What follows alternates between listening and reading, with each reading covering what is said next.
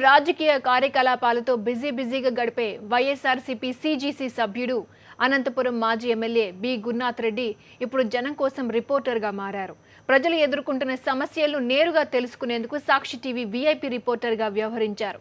అనంతపురం నగరంలో విస్తృతంగా పర్యటించి మాజీ MLA Gurunath Reddy pension, drainage, Aadhaar, ration సమస్యలను అడిగి తెలుసుకున్నారు.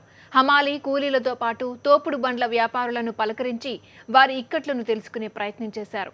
అనంతవాసుల సమస్యలను ఓ మీడియా ప్రతినిధిగా తెలుసుకునే ప్రయత్నం చేసిన మాజీ MLA B Gurunath Reddy VIP reporter కార్యక్రమాన్ని ఇప్పుడు చూద్దాం.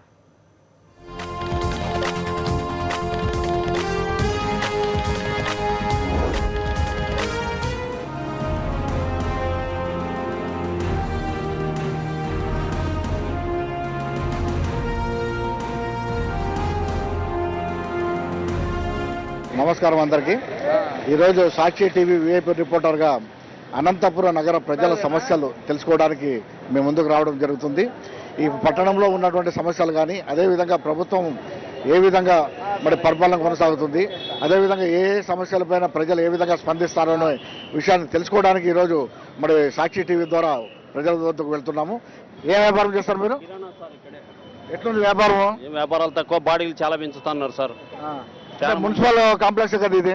ఏదో దానికి కవర్లకని గుట్కాలకని ఏదో దానికి మమ్మల్ని చాలా ఇబ్బంది చేస్తున్నారు సార్. వ్యాపారాలు చేసుకునేకే ఆస్కారం లేకుండా అయిపోతుంది. మాకు ఇంకా వేరే బతుకు తెరువు ఏమీ లేదు సార్. 25 ఏళ్ళ నుంచి ఉన్నాము. ఇప్పుడు ఉన్న పలంగా ఇడ్సమని చెప్పి చెప్తున్నారు సార్. ఎందుకంటే మామూలు నెల బాడీలు కడుతుంటారు కదా, సరి కడుతున్నాం సార్. అయినా కానీ మమ్మల్ని ఇడ్సమని చాలా చేస్తున్నారు సార్. ఇది నీ పేరున ఉందా షాపు? లేదు సార్, వేరే మా సిస్టర్ పేరుతో ఉంది. మేమే చేస్తున్నాం సార్. అంటే షాపులు అన్ని వేరే వాళ్ళ పేరు ఉంటే వేరే వాళ్ళు పెడుతున్నారా? కంబైన్డ్ గా చేస్తున్నారు సార్ వాళ్ళు, మేము. Okay, partnership type. Okay okay. బాడీకి ఎంత కడుతున్నారు మీరు? 13,000 చిల్లర సార్. అంటే మున్సిపాలిటీ కట్టేది? మున్సిపాలిటీ కట్టేది 7,000 చిల్లర. అయినా కానీ చాలా ట్యాక్స్ అని చెప్పేసి చాలా చేస్తున్నారు సార్. ఓకే, ట్యాక్స్ మీద చాలా చేస్తున్నారు. బాడీ కట్టలేక ఇది అవుతున్నారు. అంటే ఏం ట్యాక్స్ చేస్తారు మీకు? Service tax sir. అంటే సర్వీస్ ట్యాక్స్ మున్సిపాలిటీ వాళ్ళు వేస్తున్నారా? మున్సిపాలిటీ వాళ్ళు సార్. ఎంత పర్సెంటేజ్ చేస్తారు మీకు? అది 2.5% సార్. బాడీలే ఎక్కువైనాయి సార్, కట్టలేకపోతున్నాము. రూములు ఒక పేరు ఉండి ఇంకొకరు షాపులు నిర్వహించుకుంటున్నారు. అక్కడ కడుతున్నటువంటి సమస్య ఏమంటే ప్రధానంగా షాప్ యజమానులు కాకుండా వేరే వాళ్ళు నిర్వహించుకోవడం వల్ల వీళ్ళకి అధికమైనటువంటి భారం పడుతుంది. ప్రభుత్వం కట్టే డబ్బు తక్కువ, వ్యాపారస్తులతో వసూలు చేసే డబ్బు ఎక్కువగా ఉంది. కాబట్టి ఈ సమస్య వీళ్ళకు తీవ్రంగా పరిగణించాల్సిన పరిస్థితి ఉంది. ఇది చాలా రద్దీ ప్రాంతం ఇది, కానీ ఆటోలన్నీ ఇక్కడ చాలా ఆగి ఉన్నాయి. ఆటో కార్మికుల సమస్యలు ఏముందో తెలుసుకోవడానికి మళ్ళీ వీళ్ళ దగ్గర మాట్లాడుతున్నాం. మీ పేరేంటి? మా పేరు ఓల్బజ్ సార్. ఓల్బజ్. ఎట్లుంది బాడీలు అన్ని బాగానే ఉన్నాయా? ఏం తక్కువే ఉన్నాయి సార్, బాడీలు అయితే ఏం లేవు. డీజిల్ రేట్ అంతా బాగా తగ్గింది కదా ఇప్పుడు? తగ్గింది సార్. బాడీలు బాగానే వర్కౌట్ అవుతున్నాయా? ఇప్పుడైతే వర్కౌట్ అవుతున్నాయి సార్. అంటే రోజు ఎంత సంపాదిస్తారు?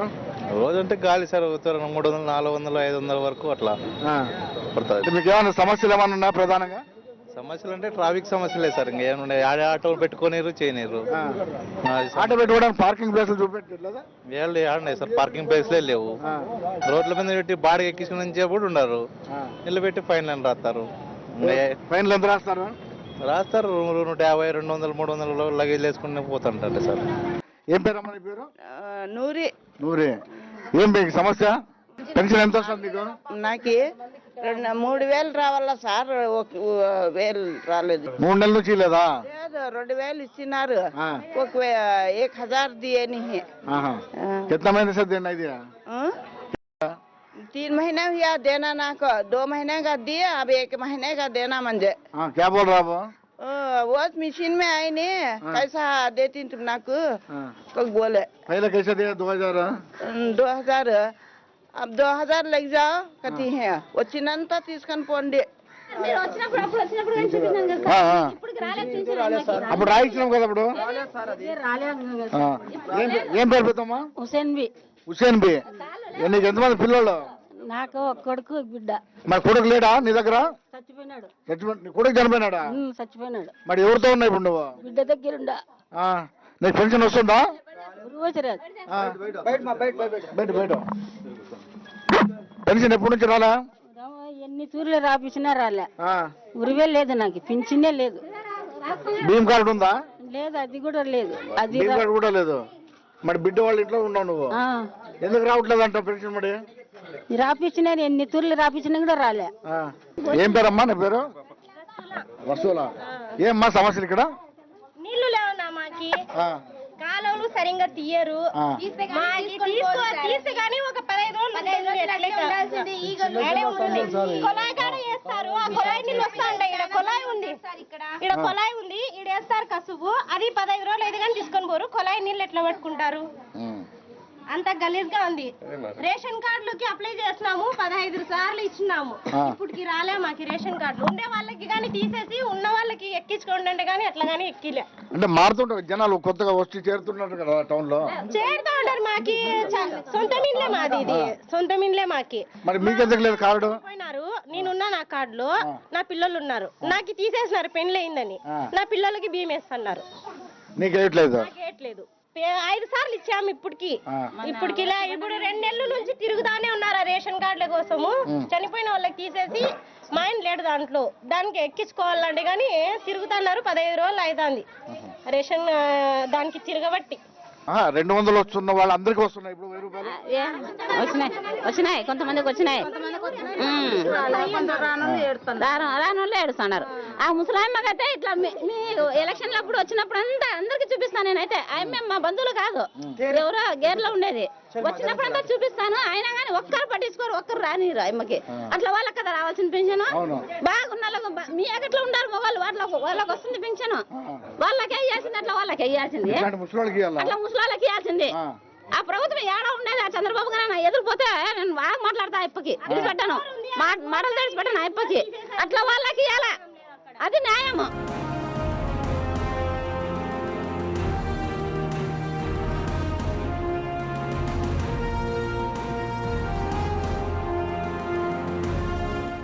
ఏమికి ఇబ్బందులు? ఈ అమ్మకి కారడు లేదు, బియ్యం లేవు, భర్త లేడు, బిడ్డలు ఉండారు. ఆయమ్మ పరిస్థితి ఏం పట్టించుకునే లేదు సార్. ఏం పేరు? ఆయన పేరు ఏం పేరమ్మా? సకీనా. ఈ అమ్మ దగ్గర నేను పెన్షన్ వస్తుందా? ఆయమ్మకి భర్త పెన్షన్ ఇస్తారు కదా? ఇలా ఎప్పటి నుంచి? ముందు అప్పటి నుంచి ఆమె ఉరివే లేదు, ఆమె పెంచినే లేదు. అమ్మకి చెప్పినా కానీ రాయడం లేదు మనసులో. కాలువలు అంతా ఇట్లా మళ్ళీ ఏం చేయాలి సార్? మీకు ఎవరు అంటే మున్సిపాలిటీ వాళ్ళు ఎవరు రారా? ఎవరు వస్తారు అట్లా అట్లా అంటారు, పోతారు సార్. వస్తే ఇట్లా ఉంటుంది. మేము చెప్తే వాళ్ళు ఇండ్రు స్వామి, వాళ్ళు చెప్తే ఇండ్రు. మేము పైన పైన తీస్తారు, అడేస్తారు, పోతారు. నీళ్ళు బాగా వస్తాయా? నీళ్ళగా పైప్ నీళ్ళు సార్ వచ్చేది. మరి ఆ తాగే నీళ్లు ఈ నీళ్ళు అన్ని ఒకటే అన్ని ఒకటే స్వామి. బోర్ నీళ్ళు అవి, పొలాయి నీళ్ళు కాక స్వామి. అప్పుడే వెళ్ళి ఇప్పుడు భీమ్ కార్డు ఉందా నీకు? బియ్యం కార్డు ఉంది సార్, 20 కేజీలు ఇస్తాను సార్. ఇప్పుడు 8 కేజీలు ఇస్తాను. చంద్రబాబు నాయుడు ఎక్కినాలు అంటే మేము ఎట్లా సార్? ఏం తినేది సార్? 20 కేజీలు ఎక్కడ, 8 కేజీలు ఏమైతే? ఎందుకు ఇవ్వట్లేదు 20 కేజీలు? ముందు 20 కేజీలు ఎందుకు ఇట్లా, ఇప్పుడు ఎందుకు ఇట్లేదు? ఉంటే ఏమో సార్, అవి ఆటి పోండి, ఆఫీస్ కట్టి పోండి, ఈటి పోండి అట. 5 ఆధార్ కార్డులు ఉన్నాయి. తీసుకొని పోతే సంతకాలు చేస్తున్నాను ఇరికేయండి అంటారు. ఎవరితో సంతకాలు? ఆరోతో వీళ్ళతో సంతకాలు చేస్తున్నారంటారు. ముందు నుంచి మీకు ఇస్తుండేవే కదా? మాకు 30 కేజీలు బియ్యం వస్తాయి. మేమంతా 7 మంది ఉన్నాం. మళ్ళీ అట్లా ఎంత 10 చీరలు ఎత్తున్నారు, సంతకాలు తెచ్చుకుంటారు అంటారు. ఆడికి పోతే మీకేంకేమో మేము మామూలుగా వచ్చేటి వస్తాయి పోండి అంటారు. వీడికి వస్తే లేవమ్మా, ఈడ మీకు అస్సలే కార్డే లేదు పోండి, ఈడ వేసేదే లేదంటారు. స్టోర్ అంటారు. ఎక్కడ ఏళ్ళు మారుతారో ఏలేదు, అది వేసారు 3 రోజులే, మళ్ళీ ఎక్కువ దినాలు వేసారు. ఎప్పుడు మీరు పోయినప్పుడు ఎయిరా వాళ్ళకి ఎప్పుడో బుద్ధి పుట్టినాడు, 3 రోజులే వేసేది. వేసినా లేవమ్మా మేమేం చెల్లా, అయిపోయినాయి అంటారు. ఏం పని చేస్తా? Tailoring sir, tailor shop. ఇట్లా బాగుందా? పర్వాలేదు సార్, ఇంత ముందంతా ఏం లేదు. ఇప్పుడు వినాయక చవితి పుట్టాలంటే చాలా ఇబ్బంది. నేను చంద్రబాబు వచ్చినప్పుడు ఇంకా వర్షాలు లేక చాలా ఇబ్బంది. ముందుసారిగానే చంద్రబాబు నాయుడు పరిపాలనప్పుడు కూడా వర్షాలు లేక చాలా ఇబ్బంది ఉన్నాము. ఇప్పుడు సేమ్ డైలాగ్ అట్లానే కనపడుతుంది. అందరికన్నా ఘోరం ఏమంటే ఈ పింఛని వాళ్ళదే సార్. కుష్ఠరోగులకి ఇస్తాండేది ఎందుకంటే ఇవి ఏళ్ళు లేవనే కదా, వాళ్ళకి ఫింగర్ ప్రింట్స్ పడకపోతే మేము ఇవ్వడం లేదు అనే దాంతో వాళ్ళు చాలా ఇబ్బంది పెడుతున్నారు సార్. లెప్రసీ వాళ్ళకి అది ముందు అసలుకి ముందు వాళ్ళకు ఉండవు, అంతా సీములు వచ్చినాయి కదా సార్. అవి పడితేనే మేము పింఛన్ ఇస్తామన్నట్లు తిప్పుకోవడము అదంతా చాలా ఘోరం. చంద్రబాబు నాయుడు వస్తే వానలు రావటం నువ్వు? అది మాత్రం వాస్తవం సార్. ముందు నుండి చూస్తానే ఉండంగానే ఎప్పటికీ అదే జరుగుతుంది. ఏమట్లా? అది ఏమో అదే దాని కథ ఇంకా చెప్పకూడదు. ఇంతవరకు అయినా కానీ ముందుసారి అట్లే జరిగింది, ఈసారి కూడా ఇంకా అదే జరుగుతుంది. ఇంక ఈ రుణమాఫీ అంటే 40 రోజులకి ఇస్తామని ఇప్పుడు సంవత్సరం అవుతుంది, 8 నెలలు అవుతుంది. ఇంతవరకు పేపర్లోనే చూపిస్తున్నారు కానీ ఇంతవరకు ఇంకా ఏంది ఎవరికి బ్యాంక్ వాళ్ళకి కానీ ఎవరు ఉపయోగపడిండేది ఏం లేదు. ఇచ్చినామని చెప్పినారు కదా రుణమా ఇది ఏంది పేపర్లు సార్? ఉత్త పేపర్లు సార్ ఇచ్చిండేది, పేపర్లలో ఇచ్చినారు. బ్యాంక్ వాళ్ళ దగ్గర పోతే ఉత్త పేపర్లలోనే కానీ ఇచ్చినాడంతే. నీకు భూమి లోన్ ఉందా? ఉన్నా సార్. నీకు భూమి ఉందా? ఎన్ని ఎకరాలు ఉంది? 3.5 ఎకరాలు ఉంది. ఎంత తీసుకుంటావు లోన్? 40,000 తీసుకోండి. లోన్ 40,000. మరి ఎంత ఇప్పుడు 50,000 లోపల ఉండే రుణాలన్నీ మాపోయినామన్నారు కదా? అన్నాడు దానికి పరిష్కారం పేపర్లలో ఇచ్చినారు కానీ ఆడ బ్యాంకులోనే పరిష్కారమే లేదు, దానికి పరిష్కారం అనేది లేదు. ఇంత అంత ఇంత పోయింది, ఇంత ఇట్లా ఇట్లా తీసుకోండి అని పరిష్కారమే లేదు అనమాట. పేపర్లు ఇట్లా పేపర్లు ఇచ్చినాడు అంతే. ఇప్పుడు నువ్వు ఇంత తీసుకున్నావు, ఇంత వస్తుంది, నువ్వు ఇంత తీసుకున్నావు, ఇంత వస్తుంది, ఇంత ఇస్తాను అంటానాడే కానీ ఇచ్చిండేదైతే ఏమీ లేదు, పరిష్కారం లేదు. ఊరికే బ్యాంక్ వాళ్ళ దగ్గర పోతే మాకు డబ్బులే పంపిలే, మీ పేపర్లతో డబ్బు కట్టాలి మీరేంటికి వచ్చినారని వాళ్ళు అంటారు. నువ్వు నెట్లో తెచ్చుకున్నావు, మేమేమి ఇలేదు కదా. ఇది నెట్లో చూసి చంద్రబాబు నెట్లో పెట్టుకొని ఇస్తాను ఇచ్చినప్పుడు వచ్చి మాట్లాడండి. అంతవరకు డబ్బులేం పంపిలేదు కదా అంటారు. మీకు అమ్మాలి పని అంటే మీరు చేసే కష్టంకే మీకు కూలి. మా కష్టం చాలా ఉంది, మళ్ళీ ఏం చేస్తావు దాని గురించి ఎవరు పట్టించుకునే వాళ్ళు లేరు. మాకు యా గవర్నమెంట్ వచ్చినా మాకేం చేసేది ఏం లేదు. పోతే ఏదైనా గుర్తింపు కార్డు ఇస్తే మాకు కూడా బాగానే ఉంటుందని మేము కోరుకుంటున్నాం. అంటే మీకు ఐడెంటిటీ కార్డు కానీ అదంతా ఏం లేదు సార్, మాకు ప్రభుత్వం నుంచి ఏమన్నా సాయం కానీ ఏం లేదు. యాడన్నా యాక్సిడెంట్ అయితే జరిగినా కూడా మాకు ఎవరు పట్టించుకునే వాళ్ళు లేరు. అది చేయాలని అనుకుంటున్నాము, ఎవరు చేయలేకున్నారు మాకు. కార్మికుల గుర్తింపు కార్డు అంటే మీకు యూనియన్లు ఉన్నాయా? ఉన్నాయి సార్. మరి యూనియన్ల తరఫున మీరు ఎప్పుడు ఇది చేయలేదా? చేయలేదు సార్, పోయినా కూడా ఏం పట్టించుకోలేదు. ఏ గవర్నమెంట్ కూడా పట్టించుకోలేదు వర్కర్స్ మీద. దాని మీద మేము మూడు మోసినా కూడా ఏదైనా పడి సచ్చినా కూడా ఎవరు మాకు మాట్లాడిచేవాళ్ళు లేరు. పిల్లల్లో చదివించుకోలేక నేను అమ్ముకున్నాను. ఆ 3 పిల్లలను చదివాలంటే నా చేత కాక ఇల్లు అమ్మి చదువుకోవాలంటే ఫీజు రియంబర్స్మెంట్ ఫీజు లేదు కదా పిల్లలకి చదువు చేయలేదు కదా సార్. ఇంతకుముందు కూడా చేస్తామన్నారు, ఇంతవరైనా కూడా స్కాలర్షిప్ కూడా రాలే, ఒక ఫీజు పేమెంట్ కూడా రాలేదు సార్. రాజశేఖర్ ఉన్నప్పుడు అంతా ఫీజు కట్టుకోకుండా చదువున్నారు కదా పేద విద్యార్థులందరూ. అప్పుడు అప్పుడు ఒక తూర్యం వచ్చింది సార్, అప్పుడు శాంతం అయినది 7,000 పెద్ద అబ్బాయికి వచ్చింటే ఇంకా అదే అట్లే సరి చేస్తున్నాం. చదివేయండి అందరినీ, పిల్లలు బాగా చదివించుకుంటేనే ఎవరు మంచి చదువు చదువుకుంటే ఆ కుటుంబాలు బాగా అభివృద్ధిలోకి వస్తాయి. ఖచ్చితంగా చదివేయాలి. ఆ ఉద్దేశంతోనే రాజశేఖర రెడ్డి గారు పెట్టింది ఫీజులు లేకోకుండా పేదవాళ్ళైనా కూడా పెద్ద చదువులు చదవాలని. ఏం చేస్తాం సార్, మాతో లేవు కదా, పెద్ద చదువు చదివించేదానికి లేదు. ఆయన చనిపోవడం మన అందరికి పెద్ద నష్టం. అతను ఉండింటే ఏదో మనకి చేసినాడు కాబట్టి ఇప్పుడు ఉండే వాళ్ళు ఎవరు వచ్చినా కూడా చేయలేరు సార్. చంద్రబాబు చెప్పాడు కదా ఉద్యోగాలు ఇస్తాము ఇవన్నీ. ఏంది ఉద్యోగాలు సార్? ఇదేనా రోడ్లలో, ఇదేనా రైతులు, ఇదేనా ఉద్యోగాలు? డబ్బు పెడితే ఉద్యోగం, లేకపోతే లేదు. ఈ ఆఫీసులో పైన లంచం లేని పని జరగదు. ఇంకోటి డబ్బు పడాలా పని చేస్తారు, లేకపోతే లేదు. లంచము ఇప్పుడు సైన్ చేయాలన్నా మున్సిపల్ ఆఫీస్ పోనా ఎవరో సైన్ చేయాలన్నా లంచం కావాలా. 1000 లేని ముట్టాడు మున్సిపల్ ఆఫీస్లో, మున్సిపల్ ఆఫీస్ కానీ ఏదన్నా కానీ డబ్బు లేని ముట్టాడు ఏదన్నా కానీ. పింఛనీ కావాలంటే వాడు చుట్టుమాట తిరగాల. ఇప్పటికీ ముసలోళ్ళకి 2 నెలలు పోయింది. బుక్ ఇస్తారు, అది ఇస్తారు, బుక్ ఇస్తాం కానీ ఇది ఈ బుక్ లేదు, ఏంది లేదు. నీ వయసు ఎక్కువ ఉంది, తక్కువ ఉంది, మీకు వయసు లేదు, అట్లా కూడా చేస్తున్నారు. అట్లా అని ఎన్ని 70% అంటే 10% ఇస్తున్నారు, 60% ఎత్తేస్తున్నారు. లేదు ముందు 200 వచ్చినప్పుడు ముందు బాగుంది 200, అది ప్రతి ఒక్కరికి అందుతుంది. ఈ 1000 రూపాయలు ఎందుకు చేయాలా? ఎవరికి అందలే. అది ఎవరు 100లో 1 10 90% ఎగరగొట్టేది. అది జరిగినది. ఉదయం నుంచి కూడా సాక్షి రిపోర్టర్గా వెళ్ళి ప్రజా సమస్యలు తెలుసుకోవడానికి వెళ్తే అనేకమైనటువంటి సమస్యలు మళ్ళీ ఈరోజు చెప్పడం జరిగింది. ప్రధానంగా మహిళలు పెన్షన్లు యొక్క బాధ వర్ణనాతీతము. మళ్ళీ ప్రతి ఒక్కరు కూడా గతంలో 200 రూపాయలు చాలా సక్రమంగా వచ్చేవి, మళ్ళీ 1000 రూపాయలు అనేవి గత 6-7 నెలల నుంచి ఏ ఒక్కరికి కూడా సరిగా రావడం లేదని చెప్పి మాట చెప్తున్నారు. అంతేకాకుండా మొదలు 100 మందికి ఇస్తుంటే ఇప్పుడు 90% ఎగురుకొట్టి 10 మంది మాత్రమే ఇస్తున్నారు. ఇంకా అది కాక రేషన్ కూడా బాగా సబ్సిడీలో ఇస్తున్నటువంటి రేషన్ కార్డు బియ్యం కూడా కార్డుకు 4 కిలోలు తగ్గించి ఇస్తున్నటువంటి వాస్తవం కూడా బయటపడ్డాయి. మరి ప్రధానంగా ఎక్కడ కూడా డ్రైనేజ్ సిస్టమ్ కానీ శానిటేషన్ కానీ ఎక్కడ కూడా మెరుగుపడడం లేదు.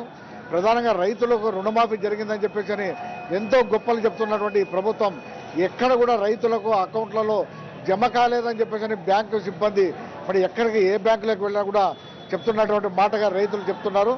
మాటల వరకే చేస్తుంది కానీ చేతల్లో ఎక్కడ కూడా మరి జరగడం లేదు. ప్రజలు వాపోతున్నారు.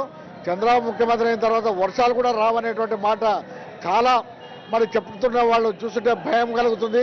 ఇంకా రాబోయే 4 సంవత్సరాలు ఈయన పాలన కొనసాగే నేతృత్వంలో ఈ వచ్చే 4 సంవత్సరాలు కూడా కరువు కాటకాలతో ఈ జిల్లాలో ఉంటారనేటువంటి మాట కూడా రైతులు చెప్తున్నారు. ఈ విధంగా ప్రజల సమస్యలు ఏ ఒక్కటి కూడా పరిష్కారం కాకుండా కేవలం కాగితాల్లోన టీవీల్లో ప్రకటనలు మాత్రమే జరుగుతున్నటువంటి మాట చెప్తున్నారు. గ్రామాల్లో రైతులు సుభిక్షంగా ఉంటేనే పట్టణాలు కానీ నగరాలు కానీ అభివృద్ధి చెందుతాయనే దానికి ఇది ఒక తార్కాణం. గతంలో ఎంతో అభివృద్ధి చెందినటువంటి ఈ పట్టణం ఇప్పుడు పూర్తిగా అభివృద్ధికి దూరమై ఉన్నటువంటి పరిస్థితి ఈరోజు అర్థమవుతుంది. ఈ సమస్యలన్నిటిని కూడా మా నాయకుడు జగన్మోహన్ రెడ్డి గారి దృష్టికి తీసుకువెళ్ళి ప్రభుత్వం పైన ఒత్తిడి తీసుకుని వచ్చి సమస్యలన్నీ పరిష్కరించే దిశగా ప్రభుత్వం పైన తీవ్రమైన ఒత్తిడి తీసుకొచ్చి సమస్యల పరిష్కారానికి మార్గం సుగమం చేయడానికి మా వంతు సహాయ సహకారాలు అందిస్తామని ఈ సందర్భం చెప్పుకుంటూ ఇప్పటి వరకు సాక్షి కెమెరామెన్ రమాకాంత్తో కలిసి ఈ కార్యక్రమాలన్నీ నిర్వహించడం జరిగింది.